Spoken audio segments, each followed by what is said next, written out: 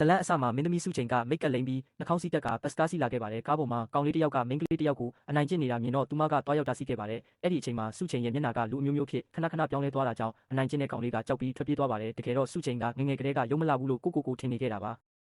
ါနတ်သမီးလေးတွေကကလေးတွေကိုအလှတရားနဲ့ဉာဏ်ပညာတွေဝေပေးတဲ့အခါသူမကခွန်အားတွေကိုပဲရရှိခဲ့တယ်လို့ယုံကြည်နေပါတယ်။ဒါကြောင့်ကျောင်းတုန်းကအားကစားပြိုင်ပွဲတိုင်းမှာအမြဲနိုင်ခဲ့ပေမဲ့အရွယ်ရောက်လာတဲ့အခါမှာတော့လှပဖို့ကဘလောက်အရေးကြီးကြောင်းသူမနားလည်လာခဲ့ပါတယ်။လွန်ခဲ့တဲ့3လကဝမ်တိုင်အလှကုန်ကုမ္ပဏီရဲ့ပိုင်ရှင်တွေဖြစ်တဲ့ထန်ချီနဲ့ကူယူတို့ဟာဝန်ထမ်းအသစ်တွေခေါ်ဖို့တိုင်ပင်ခဲ့ကြပါတယ်။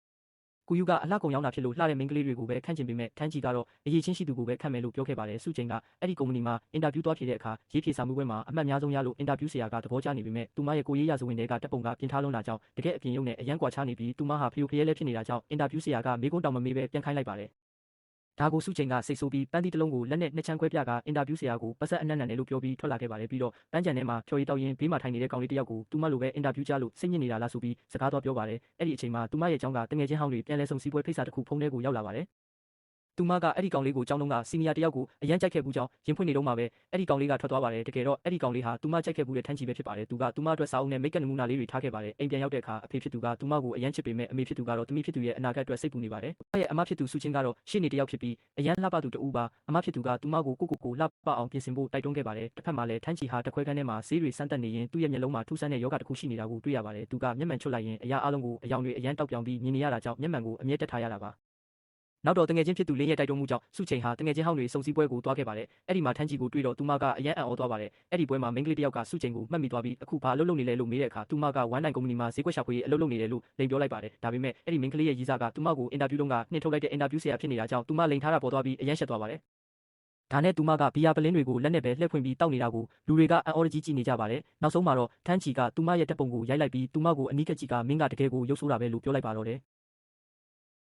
ယ်မင်းကိုကြည့်ရတာအရန်ကိုရုပ်ဆိုးတာပဲလို့ပြောလိုက်တဲ့စကားကြောင့်စုချန်ဟာအရန်ကိုစိတ်ထိခိုက်သွားပြီးအဲ့ဒီနေရာကနေထွက်ပြေးသွားခဲ့ပါတယ်အပြင်ရောက်တော့လမ်းဘေးမှာပန်းရောက်နေတဲ့အဖွားအိုတယောက်ကိုတွေ့လိုက်ရတယ်ပန်းစင်းလုံးကအရန်တက်တာပေမဲ့ဘယ်သူမှဝယ်မဲ့သူမရှိတာကြောင့်စုချန်ကပန်းအားလုံးကိုဝယ်ယူလိုက်ပါတယ်သူမကအဖွားအိုကိုပတ်စံအပိုတွေပေးပြီးပြန်ခါနီးမှာအဖွားအိုကသူမကိုပြန်ခေါ်ပြီးအိတ်ထဲကနေလက်ကောက်တစ်ကွင်းထုတ်ပေးလိုက်ပါတယ်အဲ့ဒီလက်ကောက်ကအရန်လှပပြီးစုချန်ကဝစ်စင်ကထွက်လာခဲ့ပါတယ်မြေအောက်ရထားပေါ်ရောက်လို့မိခဏပိတ်သွားတဲ့အချိန်မှာလက်ကောက်ကနေအလင်းရောင်တွေထွက်ပေါ်လာပြီးစုချန်တယောက်အရန်လှပတဲ့မိန်းကလေးတယောက်ဖြစ်ပြောင်းလဲသွားခဲ့ပါတယ်ဆိုလိုတာကစုချန်ဟာအဲ့ဒီလက်ကောက်ကနေထူးခြားဆန်းကျယ်တဲ့စွမ်းအားတွေရရှိသွားတာဖြစ်ပါတယ်သူမအိမ်ပြန်လာတဲ့လမ်းမှာမိဘတွေကိုတွေ့လို့လှမ်းခေါ်ပြီးမဲ့သူမရဲ့ရုပ်ရည်ပြောင်းလဲသွားတာကြောင့်မိဘတွေကမမှတ်မိပဲထွက်သွားကြပါတယ်စုချန်ကားမှန်ထဲမှာသူမကိုပြန်ကြည့်လိုက်တဲ့အခါအရန်ကိုလှပသွားတာကိုတွေ့ပြီးအံ့အားသင့်သွားခဲ့ပါတယ်နောက်တစ်နေ့မှာဂူရီစီကိုဖုန်းတကောဝင်လာပြီးကြော်ညာရဲကိုခေါ်ထားတဲ့မော်ဒယ်ကခွဲစိတ်မှုကြောင့်မလာနိုင်တော့ဘူးလို့အကြောင်းကြားလာတဲ့အတွက်ဂူရီကအရန်ဒေါသထွက်ပြီးဒါကိုထန်ချီကိုပြောပြပါတယ်အသစ်ထုတ်လုပ်မဲ့ပစ္စည်းအတွက်တိုက်ရိုက်ထုတ်လွှင့်ပြီးဈေးကွက်မြင့်တင်ဖို့လိုအပ်နေပေမဲ့မော်ဒယ်မရှိတော့တာကြောင့်အားလုံးစိုးရိမ်နေကြပါတယ်ထန်ချီကမော်ဒယ်အကျော်မော်မဟုတ်ရင်တော့တာမန်မင်းကလေးတယောက်ကိုသုံးဖို့အကြံပေးပေမဲ့ဂူရီကတော့လှပတဲ့မော်ဒယ်ရှိမှသာရောင်းအားတက်မယ်လို့ယူဆပြီးညှင်းဆိုခဲ့ပါတယ်အခြားတစ်ဖက်မှာတော့စုချန်ကလက်လျှောက်လာရင်လမ်းပေါ်ကိုပြေးထွက်သွားတဲ့ကလေးတယောက်ကိုကားအနေကနေကဲတင်လိုက်ပါတယ်အဲ့ဒီအချိန်မှာသူမရဲ့ဖက်နှက်တစ်ဖက်ကျန်ရစ်ခဲ့ပြီးထန်ချီကကောက်ယူကပြန်ပေးဖို့လှုပ်ဆင်စုချန်ရဲ့ပြောင်းလဲသွားတဲ့မျက်နှာကိုမြင်ပြီးအံ့ဩသွားပါတယ်သူမဟာသူ့ရဲ့ကြော်ညာအတွက်အကောင်းဆုံးမော်ဒယ်ဖြစ်မယ်လို့ထန်ချီကယူဆပြီးဖုန်းနံပါတ်ပေးခဲ့ပါတယ်။နောက်ပိုင်းမှာစုချန်ရဲ့တငယ်ချင်းလင်းနဲ့တွေ့ပေမဲ့လင်းကလည်းသူမကိုမမှတ်မိပါဘူး။ဒါနဲ့စုချန်ကအိမ်ကိုခေါ်သွားပြီးသူတို့နှစ်ယောက်ပဲတည်တဲ့မွေးနေ့နံပါတ်တွေနဲ့အိမ်တကားကိုဖွင့်ပြလိုက်မှလင်းကယုံကြည်သွားပါတယ်။စုချန်ကလက်ကောက်ကိုအသုံးပြုပြီးသူမရဲ့အတန်ကိုပြောင်းလဲတာအမာရွတ်တွေဖြောက်တာနဲ့အဝတ်စားတွေလဲလှယ်တာစတဲ့စွမ်းဆောင်ရည်တွေကိုစမ်းသပ်ကြည့်ပါတယ်။နောက်တစ်နေ့မှာတော့စုချန်ကကုမ္ပဏီကိုအလုပ်လျှောက်ဖို့ရောက်လာပေမဲ့ဝန်ထမ်းတွေကသူမကိုမော်ဒယ်စုလို့ထင်ပြီးပြင်ဆင်ပေးလိုက်ပါတယ်ဒါပေမဲ့စုချန်ကအဲ့ဒီအချိန်မှာလက်ကောက်စွမ်းအားကိုမတုံးထားတာကြောင့်ထန်ချီကသူမကိုကြည့်ပြီးရုပ်ဆိုးတယ်လို့ဝေဖန်ကဒေါသထွက်ခဲ့ပါတယ်။ဒါကိုစုချန်ကစိတ်မကောင်းဖြစ်ပြီးအတိတ်ကကြောင်းမှာထန်ချီကိုစိတ်ကျဉ်အောင်စူးစမ်းခဲ့ပေမဲ့အနှိမ်ခံခဲ့ရတာတွေကိုပြန်တတိယသွားပြီးလက်စားချေဖို့ဆုံးဖြတ်လိုက်ပါတယ်။သူမဟာလက်ကောက်ကိုတုံးပြီးပြန်လာအောင်လုပ်ကအားလုံးရှိကိုထွက်လာခဲ့ပါတယ်။ထန်ချီကသူမစီကိုရှောက်လာပေမဲ့စုချန်ကသူ့ကိုလစ်လူရှူပြီးဂူရီစီကိုသွားကသူမကိုသူမစုမြတ်လို့မိတ်ဆက်ပေးလိုက်ပါတော့တယ်။စုမီယာရောက်ရှိလာတဲ့အခါသူမဟာအရန်ကိုလှပနေတာကြောင့်လူတိုင်းကသူမကိုမေးကြည့်နေကြပါတယ်။သူမကိုမြင်လိုက်ရတဲ့ထန်ချီကသူမစီကိုရှောက်သွားပေမဲ့စုချန်ကသူ့ကိုဂရုမစိုက်ပဲဂူရီစီကိုတက်လျှောက်သွားပြီးသူမကိုသူမစုမီယာလို့မိတ်ဆက်ခဲ့ပါတယ်။အဲ့ဒီနောက်စုမီယာကထန်ချီရဲ့ရုံးခန်းထဲကိုသွားပြီးရှင်ကကြော်ညာပဲလုပ်ချင်တာမိန်းကလေးတွေနဲ့ပတ်သက်ပြီးဘာမှနားမလည်ဘူးရုပ်လာတဲ့မိန်းကလေးတွေအတွက်ပဲမိတ်ကပ်တွေထုတ်လုပ်နေပြီးသူတို့ရဲ့ငကိုရုပ်တွင်ကိုမေ့ပြောက်သွားအောင်လုပ်နေတာလို့ပြောပြီးကန့်လန့်မှုကိုညှင်းဆိုကထွက်သွားခဲ့ပါတယ်ကူရီကတခြားမော်ဒယ်တယောက်ငှားဖို့ပြောပေမဲ့ထန်ချီကတော့စုမီယာကသာအတင်းတော်ဆုံးမှုလို့ညှင်းဆိုခဲ့ပါတယ်တစ်ဖက်မှာလည်းစူချန်အိမ်ပြန်နေတော့ထန်ချီနဲ့လမ်းမှာတွေ့ပြီးသူကစုမီယာအကြောင်းလိုက်မိပါတယ်အဲ့ဒီအခါထန်ချီကစူချန်ဝတ်ထားတဲ့လက်ကောက်ဟာစုမီယာဝတ်ထားတာနဲ့အတူတူပဲလို့ပြောလိုက်တာကြောင့်သူတို့နှစ်ယောက်ဟာတငယ်ချင်းတွေလို့ထန်ချီကထင်သွားပါတယ်ဒါကြောင့်စူချန်ကရွေးချယ်စရာမရှိတော့ပဲလင်းကိုဖုံးဆက်ပြီးစုမီယာအဖြစ်ဟန်ဆောင်စကားပြောခိုင်းခဲ့ပါတယ်အဲ့ဒီနောက်စူချန်ဟာကြိုတင်ချင်းထားတဲ့ညစာစားပွဲကိုထန်ချီနဲ့တွားတွေ့ပါတယ်အဲ့ဒီမှာစူချန်ကအတိတ်ကအကြောင်းတစ်ခုကိုပြန်တရိယာသွားပါတယ်အရင်ကပါတီတစ်ခုမှာစူချန်ကလှလှပပဖြစ်အောင်လက်လက်ထနေတဲ့ကောင်းဝင်တစ်ထည်ဝတ်သွားခဲ့မှုပေမဲ့သူမကိုမြင်တာနဲ့ထန်ချီကအံ့မာတော့တယ်အဲ့ဒီအချိန်မှာပဲထန်ချီဟာလက်လက်ထတဲ့အရာတွေနဲ့တမတဲတဲ့ယောဂရှိမှစူချန်တိသွားခဲ့တာပါဒါကြောင့်အခုချိန်တွေ့တဲ့နေ့မှာလည်းသူမကတမင်တကာလက်လက်ထတဲ့ကောင်းဝင်ကိုဝတ်လာခဲ့တာဖြစ်ပါတ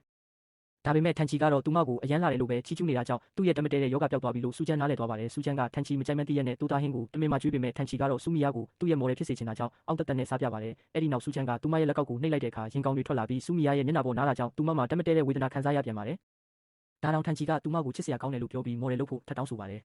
အိမ်ပြန်ရောက်တဲ့အခါစူချမ်းကလင်းကိုဖုံးဆက်ပြီးထန်ချီတယောက်စူမီယာအပေါ်ဘလောက်ဆွဲလန်းကြီးနေကြောင်းပြောပြပါတယ်စူချမ်းဟာခက်ခက်ခဲခဲရထားတဲ့အလုပ်ဖြစ်လို့အလုပ်မထွက်ချင်တာကြောင့်နောက်တစ်နေ့မှာကုမ္ပဏီကိုတွားခဲ့ပါတယ်အဲ့ဒီမှာသူမကိုအလှကုန်ပစ္စည်းတွေပေးခဲ့တဲ့သူဟာတခြားသူမဟုတ်ပဲထန်ချီကိုယ်တိုင်ဖြစ်နေမှသိသွားပါတယ်ကုမ္ပဏီကဝန်ထမ်းတွေပြောစကားအရစူမီယာသာလက်မခံရင်အားလုံးအလုပ်ပြုတ်နိုင်တယ်ဆိုတာကိုသိသွားတဲ့စူချမ်းဟာသူမရဲ့မာနကိုဘေးဖယ်ပြီးလူတိုင်းရဲ့အနာဂတ်အတွက်စူမီယာအဖြစ်ဟန်ဆောင်ပြီးရိုက်ကူးရေးလုပ်ဖို့ဆုံးဖြတ်လိုက်ပါတယ်ထန်ချီကဖုံးဆက်လာတဲ့အခါစူချမ်းကလက်ခံလိုက်ပြီးစူချမ်းကကျမရဲ့အရင်နှီးဆုံးတငယ်ချင်းမို့လို့သူမရဲ့သဘောတူညီချက်ကိုအရင်ယူပါလို့အခြေအနေတစ်ခုထပ်ပြောပါတယ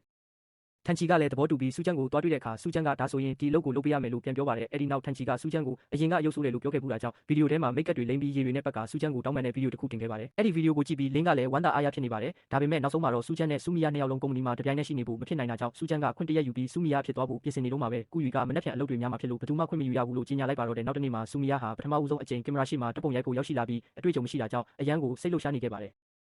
ဒါပေမဲ့လည်းတန်ချီဟာဝစ်စုံဖြူကြီးနဲ့ရောက်လာပြီးအဲ့ဒီဝစ်စုံကိုချွတ်လိုက်တဲ့အခါမှာတော့အတွင်းကအယောင်လက်လက်အဝတ်စားတွေကြောင့်စူမီယာဟာရေမောမိပြီးစိတ်အေးလက်အေးဖြစ်သွားခဲ့ပါတယ်အဲ့ဒီနောက်မိတ်ကပ်တွေကရေဆူခံပြီးကြာရှည်ခံကြောင်းတက်တည်ပြဖို့အတွက်စူမီယာကသူမရဲ့မျက်နှာပေါ်ကိုဘီယာတွေလောင်းချလိုက်ပေမဲ့လည်းမိတ်ကပ်တွေကပြတ်မသွားပဲလူတိုင်းကသဘောကျသွားခဲ့ကြပါတယ်ဒါပေမဲ့လည်းဝန်ထမ်းတွေနားနေတဲ့အချိန်မှာစူချမ်းဟာလူမသိအောင်ပျောက်ကွယ်သွားခဲ့ပြီးကော်ဖီတွေဝယ်လာခဲ့ပေမဲ့လည်းအဖွဲ့သားတွေကတော့အလုံးမကူပဲပျောက်နေတာကြောင့်သူမအပေါ်စိတ်ဆိုးနေခဲ့ကြပါတယ်အဲ့ဒီနောက်စူမီယာပျောက်ဆုံးသွားပြန်တာကြောင့်တန်ချီကသူမစီဖုန်းဆက်တဲ့အခါမှာတော့စူချမ်းရဲ့အိတ်ကက်ထဲကဖုန်းကမြည်လာတာကြောင့်သူမဟာအိမ်သာသွားမယ်ဆိုပြီးအကြောင်းပြချက်ပေးကစူမီယာဖြစ်နေပြန်လာခဲ့ရပါတယ်အလုပ်လုပ်နေစဉ်အတွင်းမှာစူချမ်းနဲ့စူမီယာနှစ်ကိုခွဲဖြစ်တဲ့အခက်အခဲတွေကြုံတွေ့ခဲ့ရပေမဲ့လည်းတပ်ပုံရိုက်ခြင်းကိုအောင်မြင်စွာပြီးဆုံးအောင်လုပ်နိုင်ခဲ့ပါတယ်။တန်ချီကစူမီယာကိုညစာစားဖို့ဖိတ်ခေါ်ခဲ့ပေမဲ့လည်းသူမကညှင်းဆိုခဲ့ပါတယ်။ဒါပေမဲ့လည်းဂူယူကဝန်ထမ်းအားလုံးကိုညစာကျွေးမယ်ဆိုပြီးခေါ်သွားခဲ့တာကြောင့်သူမလည်းလိုက်သွားခဲ့ရပါတယ်။ညစာစားပွဲအပြီးမှာတန်ချီကအယမ်းမှုသွားတာကြောင့်စူချမ်းကသူ့ကိုအိမ်ထိလိုက်ပို့ပေးခဲ့ပြီးသူမကိုယ်တိုင်လည်းတူတူအိပ်ပျော်သွားခဲ့ပါတယ်။မနက်ခင်းမှာစူချမ်းကသူမရဲ့ဖက်နှက်ကိုမြန်မြန်စီးပြီးထွက်ပြေးဖို့ကြိုးစားခဲ့ပေမဲ့လည်းတန်ချီကသူမကိုတားဆီးလိုက်တဲ့အခါမှာတော့စူမီယာအဖြစ်နဲ့လှည့်စားပြီးနက်နက်စားလိုက်ဦးလို့ပြောကထွက်ပြေးခဲ့ပါတယ်။အဲ့ဒီနေ့ညမှာစူချမ်းကကုမ္ပဏီမှာအလုပ်လုပ်နေစဉ်အတွင်းသူမရဲ့လက်ပတ်ကနီးပညာချို့ယွင်းမှုကြောင့်စူချမ်းနဲ့စူမီယာကြားမျက်နှာကခဏခဏပြောင်းလဲနေခဲ့ပါတယ်။တန်ချီကသူမကိုတွေ့သွားတဲ့အခါမှာတော့မိုးကြိုးပစ်လိုက်တာကြောင့်သူမရဲ့ရုပ်သွင်းကစူချမ်းအဖြစ်ပြောင်းလဲသွားခဲ့ပြီးတန်ချီကသူမကိုမတိသွားအောင်မီးတွေကိုပိတ်လိုက်ကတန်ချီကိုလည်းမေးလဲသွားအောင်လုပ်ခဲ့ပါတယ်။အဲ့ဒီနောက်စူချမ်းကသူမရဲ့တငယ်ချင်းလင်းခေဝိုင်ရဲ့အိမ်မှာသွားနေခဲ့ပြီးတန်ချီကလိုက်လာကညစာအတူတူစားဖို့ထပ်မံဖိတ်ခေါ်ခဲ့ပြန်ပါတယ်။နောက်ဆုံးမှာတော့စူချမ်းဟာစူမီယာအဖြစ်နဲ့တန်ချီနဲ့အတူလှေပေါ်မှာရိုမန်တဆဆန်ညစာစားခဲ့ကြပြီးတန်ချီကသူ့ရဲ့ချီးဆိုစကားကိုပြောဖို့ကြိုးစားနေစဉ်မှာပဲမိုးတက်လေပြင်းတွေကျလာခဲ့တာကြောင့်စူချမ်းရဲ့မျက်နှာကထပ်မံပြောင်းလဲဖို့ဖြစ်လာခဲ့ပြီးသူမရဲ့လျှို့ဝှက်ချက်ကိုမသိစေဖို့အတွက်ရေထဲကိုခုန်ချပြီးထွက်ပြေးခဲ့ပါတော့တဲ့တန်ချီကလည်းသူမနောက်ကိုလိုက်ခဲ့ပေမဲ့စူချမ်းကမြ мян ဆဆန်ပဲလင်းရဲ့ကားစီကိုရောက်အောင်သွားခဲ့ပြီးလင်းကသူမကိုကားထဲဆွဲခေါ်ကာအဝေးကိုမောင်းထွက်သွားခဲ့ပါတယ်။စူချမ်းရဲ့မျက်နှာကမိုးချိန်းတဲ့အချိန်မျိုးမှာပဲပြောင်းလဲတတ်တာကိုလင်းကသတိထားမိခဲ့ပြီးအိမ်ပြန်ရောက်တဲ့အခါမှာတော့စူချမ်းကအဖြစ်ပြအားလုံးကိုလင်းကိုပြောပြခဲ့ပါတယ်။တန်ချီကစူမီယာကိုချစ်ရေးဆိုဖို့ပြင်ဆင်နေပေမဲ့သူမကိုတိတာရက်ပိုင်းပဲရှိသေးတာကြောင့်လင်းကစိုးရိမ်ခဲ့ပြီးစူချမ်းကိုညစာအတူတူစားဖို့ဖိတ်ခေါ်ခဲ့ပါတယ်။ဒါပေမဲ့တန်ချီကလင်းရဲ့အိမ်ကိုရောက်လာပြီးစူမီယာတစ်ခုခုဖြစ်နေတာလားလို့မေးခဲ့ရကနေစူချမ်းကလေကားပေါ်ကိုအပြည့်တက်ရင်ခြေချော်လဲပြီးခြေထောက်ကျိုးသွားခဲ့ရပါတယ်။အဲဒါကြောင့်စူမီယာကိုဆေးရုံတင်လိုက်ရပြီးတန်ချီကအနီးကပ်ပြုစုဆောင်ရှောက်ပေးနေတာကြောင့်စူချမ်းကစိတ်အနှောက်အယှက်ဖြစ်ခဲ့ရပါတယ်။ဆေးရုံမှာအနားယူနေစဉ်စူချမ်းကသူမရဲ့လုပ်ငန်းဆိုင်ရာတင်ပြချက်ကိုလုပ်ဖော်ကိုင်ဖက်စီပို့ပေးခဲ့ပေမဲ့အဲ့ဒီလုပ်ဖော်ကိုင်ဖက်ကလူတိုင်းရှိမှသူမကိုယ်တိုင်လုပ်တရားအမှတ်ယူခဲ့ပါတယ်။နောက်ပိုင်းမှာစူချမ်းရဲ့လက်ကောက်ကအဆင့်မြင့်တင်မှုတွေမြန်ဆန်လာတာကြောင့်သူမကစူမီယာအတွင်ပြန်ပြောင်းတော့မယ်လို့ထင်မှတ်ပြီးတန်ချီကိုအကြောင်းပြချက်တစ်ခုနဲ့အပြင်ကိုလွတ်ကာသူမကိုသူမပတ်တီးတွေနဲ့ပတ်ပြီးရုပ်ဖြတ်ကာထွက်ပြေးဖို့ကြိုးစားခဲ့ပါတယ်။ဒါပေမဲ့တန်ချီကသူမကိုဆေးရုံမှာပဲပြန်တွေ့သွားပြီးသူမဝတ်ထားတဲ့လက်ကောက်ကိုကြည့်ကာတန်တရားဝင်ခဲ့ပါတယ်။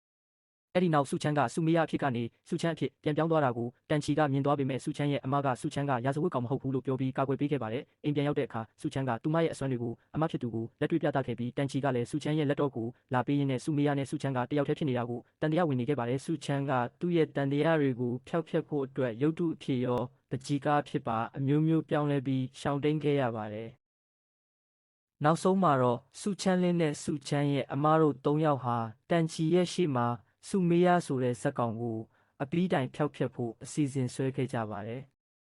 ဒါကြောင့်စူချမ်းကအစီအစဉ်တစ်ခုဆွဲလိုက်ပါတယ်။သူကစူမြအဖြစ်ဟန်ဆောင်ပြီးလာမယ့်သတင်းပတ်ကုံမှာတွေ့ဖို့တန်ချီကိုဖိတ်လိုက်ရတန်ချီကလည်းသဘောတူခဲ့ပါတယ်။အဲ့ဒီနောက်မှာတော့စူချမ်းကသူ့ရဲ့လုပ်ဖော်ကိုင်ဖက်တူကိုတင်ပြချက်တွေမှာကူညီပေးခဲ့တဲ့အတွက်မြောင်မင်းပုံပါတဲ့ခွက်ကလေးတစ်ခွက်လက်ဆောင်ပေးတာကိုတွေ့ရပါတယ်။ဒါပေမဲ့သူ့ရဲ့လုပ်ဖော်ကိုင်ဖက်ကတင်ပြချက်တစ်ခုလုံးကိုသူ့နာမည်နဲ့ပဲအောင်မြင်မှုယူသွားတာကိုစူချမ်းသိသွားပါတယ်။အမားတွေပေါ်သွားပြီးတဲ့နောက်မှာတော့အဲ့ဒီလုပ်ဖော်ကိုင်ဖက်ကစူချမ်းကိုတောင်းပန်ခြင်းမရှိပါဘူး။ဒါကြောင့်သင်ခန်းစာပေးဖို့အတွက်စူချမ်းကမြောင်မင်းအဖြစ်ဝစ်စင်ပြီးတွားရောက်6လန့်ကမကောင်းတာတွေမလုပ်တင်ကြောင်းပြောခဲ့ပါတယ်။ဒီကိစ္စကြောင့်အဲ့ဒီလုပ်ဖော်ကိုင်ဖက်ဟာအပြင်ထွက်လာပြီးလူတိုင်းကိုမြောင်မင်းအကြောင်းပြောပြကစူချမ်းကိုလည်းတောင်းပန်ခဲ့ပါတယ်။လူတိုင်းရှိမှတင်ပြချက်ကိုစူချမ်းတယောက်တည်းပြင်ဆင်ခဲ့တာဖြစ်ပြီးအကြံ ဉာဏ်အားလုံးဟာစုချမ်းရဲ့အကြံဉာဏ်တွေဖြစ်ကြောင်းအမှန်တိုင်းဝန်ခံခဲ့ပါတယ်။အဲ့ဒီနောက်မှာတော့စုချမ်းကသူ့ကိုခွင့်လွှတ်ပေးခဲ့ပါတယ်။တန်ချီကဒီဖြစ်ရအားလုံးကိုနောက်ွယ်ကနေစောင့်ကြည့်နေခဲ့တာပါ။အခုတော့သူကစုချမ်းဟာရုပ်ရည်မလှပပေမဲ့စိတ်ထားအယံကောင်းတယ်ဆိုတာကိုစတင်နားလည်လာပါတယ်။အရင်ကစုချမ်းအပေါ်အထင်လွဲမှုတွေရှိခဲ့တာကြောင့်သူကစုချမ်းကိုမုန်းနေခဲ့တာဖြစ်ပါလိမ့်မယ်။နောက်တစ်ခါမှာတော့စုချမ်းနဲ့လင်းနဲ့စုခင်စုချင်းတို့ဟာသူတို့ရဲ့တာဝန်ကိုပြန်လည်ထမ်းဆောင်ဖို့အတွက်လူမိုက်ကိုင်းဝင်တွေလိုဝစ်စုံမဲရောင်တွေဝစ်ဆင်ထားကြပါတယ်။အခြားတစ်ဖက်မှာတော့တန်ချီကစုမြကိုစောင့်နေတာကိုတွေ့ရပါတယ်။အဲ့ဒီအချိန်မှာလင်းနဲ့စုချမ်းတို့လှုပ်ဝက်စောင့်ကြည့်နေတော့စုမြရောက်လာပါတယ်။စုမြကတန်ချီနဲ့တွေ့ဆုံပြီးလက်ဆောင်တစ်ခုပေးခဲ့ပါတယ်။သူကတန်ချီအတွက်မီရှူမီပန်းတွေယူလာပေးတာပါ။စုမြကတန်ချီကိုနေဘက်မှာအဲ့ဒါတွေကိုလှုပ်ဖို့ပြောပါတယ်။စုမြကခိုင်းတာဖြစ်လို့တန်ချီကလည်းလှုပ်ဖို့သဘောတူလိုက်ပါတယ်။အဲ့ဒီနောက်စုမြကသူတို့နှစ်ယောက်လေးတစ်စင်းထဲမှာအတူရှိနေပြီးမီရှူမီပန်းတွေကြည့်နေတယ်လို့စိတ်ကူးကြည့်ဖို့ပြောပါတယ်။အဲ့ဒီလိုစိတ်ကူးရင်နေတော့တန်ချီကမျက်လုံးဖွင့်ပြီးစုမြဘက်ကိုကြည့်လိုက်တဲ့အခါစုမြရဲ့လက်ဘေးမှာအစိတ်ရှိတဲ့ပင့်ကူတစ်ကောင်ကိုမြင်သွားပါတယ်။အဲ့ဒါကိုမြင်တာနဲ့တန်ချီကစုမြကိုစတင်ရိုက်နှက်ပါတော့တယ်။တန်ချီကမင်းပေါ်မှာအစိတ်ရှိတဲ့ပင့်ကူတစ်ကောင်ရှိနေပြီးအဲ့ဒါကတစ်ချက်ကယုံနဲ့တေးစေနိုင်တယ်လို့ပြောပါတယ်။အဲ့ဒါကြောင့်သူကအဲ့ဒီပင့်ကူကိုဖယ်ရှားဖို့ကြိုးစားခဲ့တာပါ။ဒါပေမဲ့တကယ်တမ်းတော့ဒါအားလုံးဟာစုမြရဲ့အစီအစဉ်ပဲဖြစ်ပါတယ်။သူကပင့်ကူကိုအကိုက်ခံပြီးတန်ချီရှိမှတေးပြဖို့ကြံစီထားတာဖြစ်ပေမဲ့သူ့အစီအစဉ်ကမအောင်မြင်ခဲ့ပါဘူး။ဒါကြောင့်သူကဒုတိယအစီအစဉ်ကိုဆက်လုပ်ပါတယ်။ကိုတက်တေဖို့အတွက်ရာသီဥတုအရန်ဆိုးရွားနေတဲ့ကမ်းခြေတစ်ခုကိုတန်ချီကိုခေါ်သွားပါတယ်။ဒါကိုမြင်တော့တန်ချီကအိမ်ပြန်ကြရအောင်လို့စုမြကိုပြောပါတယ်။ဒါပေမဲ့စုမြကတပ်ပုံတွေရိုက်ခံပြီးတန်ချီကိုသူ့စီကနေအနေငယ်ဝေးရကိုလွှတ်လိုက်ပါတယ်။ဒါမှတန်ချီကသူ့ကိုလာမကယ်နိုင်မှာဖြစ်လို့ပါအခွင့်အရေးကောင်းကိုစောင့်နေရင်တပ်ပုံတွေအများကြီးအရင်ရိုက်ခိုင်းပါတယ်။ပြီးတော့သူ့ရဲ့လက်ကောက်ကူညီနဲ့သူ့ကိုယ်သူရက်စီပတ်ခံရတယ်လို့မျိုးအကျိုးသက်ရောက်မှုဖြစ်အောင်ဖန်တီးလိုက်ပါတယ်။ဒါကိုမြင်ပြီးတန်ချီကအယမ်းလန့်သွားကအဲ့ဒီနေရာမှာတတိလေးလဲကျသွားပါတယ်။အဲ့ဒီလိုဖြစ်သွားတာကိုမြင်တော့စုချမ်းကထားလိုက်ပြီးစုချင်းကဂူလီနဲ့လင်းတို့လည်းတန်ချီစီရောက်လာကြပါတယ်။သူတို့ကတန်ချီကိုစေယုံကိုခေါ်သွားကြပါတယ်။အချိန်တန်ကြာလို့တန်ချီတတိပြန်ရလာတဲ့အခါပထမဆုံးမိလိုက်တာကစုမြအကြောင်းပါ။ဒါပေမဲ့သူတို့နှစ်ယောက်လုံးကတန်ချီကိုဘာဖြေမှပြန်မပေးကြပါဘူး။ဒါကြောင့်တန်ချီကိုယ်တိုင်စုမြနဲ့တွေ့ဖို့ထားလိုက်ပေမဲ့ဂူယူကသူ့ကိုတားဆီးပြီးစုမြဟာရက်စီပတ်လို့တေးဆုံးသွားပြီဖြစ်ကြောင်းပြောပြလိုက်ပါတယ်။နောက်တစ်နေ့မှာတော့စုချမ်းလင်းနဲ့စုချင်းတို့ဟာစုမြအတွက်ဇာပနအခမ်းအနားကိုပြင်ဆင်နေကြတာကိုတွေ့ရပါတယ်။လင်းကမျက်ရည်ကျအောင်လုပ်ပြီးမိုဟန်ဆောင်ဖို့အတွက်ချင်းရည်တပလင်းယူလာခဲ့ပါတယ်။လင်းကလူတိုင်းရဲ့လက်ကင်ဘဝပေါ်မှာအဲ့ဒီအရေးတွေကိုလောင်းပေးလိုက်ပါတယ်။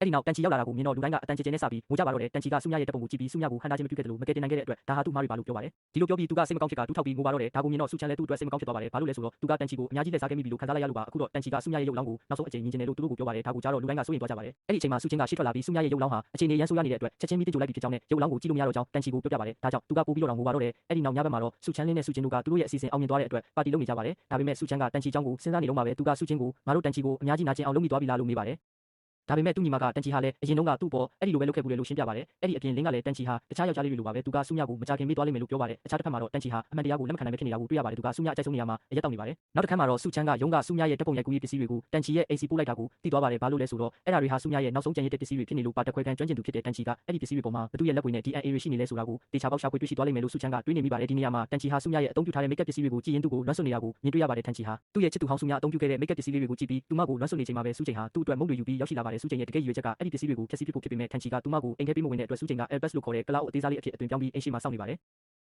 ်အဲ့ဒီနောက်လင်းကထန်ချီကိုဖုံးဆက်ပြီးစုမြရဲ့အိမ်မွေးတိရစ္ဆာန်လေးကိုပို့ပေးထားတယ်လို့ပြောတဲ့အခါမှာထန်ချီက Elbus လေးကိုအိမ်ထဲခေါ်သွင်းပြီးအေးမြတဲ့ပတ်ဝန်းကျင်ရအောင်လေးပေးဆက်ရှိမှာထားပေးခဲ့ပါတယ်အိမ်ထဲရောက်တဲ့အခါစုချိန်ဟာထန်ချီကိုတွန်းလဲပြီးစုမြစီကရထားတဲ့စာကိုကိုက်ဖြတ်ပစ်ခဲ့တယ်လို့ကျန်တဲ့ make up ပစ္စည်းတွေကိုလည်းလိုက်လံဖျက်ဆီးခဲ့ပါတယ်ဒါပေမဲ့ထန်ချီကသူမကိုစိတ်မဆိုးပဲစုမြကိုတန်ရောစင်ရှိလုံးလို့အခုလိုလုပ်တာလို့နားလည်ပေးပြီးမုံလာဦးညီကျွေးခဲ့ပါတယ်ထန်ချီဟာသူ့တငယ်ချင်းကူးရီကိုအိမ်ခေါ်ပြီးတိရစ္ဆာန်လေးအကြောင်းမေးမြန်းဖို့လုပ်နေတာကိုစုချိန်ကြားသွားတဲ့အတွက်သူမကိုကယ်ထုတ်ဖို့လင်းစီဖုန်းဆက်အကူအညီတောင်းခဲ့ပါတယ်အိမ်ထဲမှာရှိနေတော့ထန်ချီကစုမြရဲ့ပကြီးကားချက်တွေကိုပြပြီးသူဟာစုမြလူတစ်ယောက်ကိုအသက်ဘေးကကယ်တင်ခဲ့စဉ်ကတည်းကဆွဲလန်းနှက်တက်ခဲ့ရတာဖြစ်ကြောင်းဒါပေမဲ့နေအောင်ပြင်းလုံးလို့သူမမျက်နှာကိုတေချာမမြင်လိုက်ရပဲအခုမှစုမြရဲ့ပုံရိပ်ကိုပြန်ဖော်ထုတ်နေရတာဖြစ်ကြောင်းပြောပြပါတယ်ဒါအပြင်သူဟာငယ်စဉ်ကတည်းကမျက်စိအားနေပြီးအယောင်မခွဲခြားနိုင်တဲ့ယောဂရှိတာကြောင့်မိအောင်စုစုတွေကိုမကြိုက်တာဖြစ်ကြောင်းလည်းရှင်းပြခဲ့ပါတယ်ထန်ချီအိပ်ပျော်သွားတဲ့အခါစုချိန်ကသူ့ကိုဆောင်ချုံပေးပြီးပြန်ထွက်လာခဲ့ပါတယ်နောက်တစ်နေ့မှာတော့စုချိန်နဲ့ထန်ချီတို့ရုံးစင်ချိန်တက်လေကားမှာပြန်ဆောင်ခဲ့ကြပြီးစုချိန်ကသူ့ကိုအိမ်ရောက်ကားမောင်းပို့ပေးခဲ့ပါတယ်လမ်းမှာသူတို့ကျောင်းလုံးကတချင်းလေးနားထောင်ရင်ထန်ချီကစုချိန်ဟာကျောင်းလုံးကတခြားကျောင်းသားတွေကိုအနိုင်ကျင့်တက်တဲ့သူလို့ထင်နေပေမဲ့တကယ်တမ်းတော့စုချိန်ကထန်ချီကိုခိုးရိုက်နေတဲ့သူတွေစီကတပ်ပုံတွေကိုလိုက်လံသိမ်းဆည်းပေးပြီးသူ့ကိုကာကွယ်ပေးခဲ့တာဖြစ်ပါတယ်အဲ့ဒီနောက်စုချန်စီကဖုန်းဝင်လာပြီးဖန်ချင်းဆိုတဲ့အမျိုးသမီးစေးရုံတက်နေရတဲ့အကြောင်းပြောပြပါတယ်ဖန်ချင်းဟာသူမရဲ့ခင်ပွန်းကုန်းဖောက်ပြန်နေတာကိုသိသွားလို့ကွာရှင်းဖို့ကြိုးစားစဉ်မှာမတော်တဆမှုဖြစ်ပြီးသတိမေ့မျောနေတာဖြစ်ပါတယ်ဒါကြောင့်စုချိန်ကဖန်ချင်းအဖြစ်အသွင်ဆောင်ပြီးသူမရဲ့ခင်ပွန်းကုန်းနဲ့တွားရောက်တွေ့ဆုံဖို့ပြင်ဆင်နေချိန်မှာပဲထန်ချီကလည်းအလုပ်ကိစ္စနဲ့ကွန်းစီကိုရောက်ရှိလာခဲ့ပါ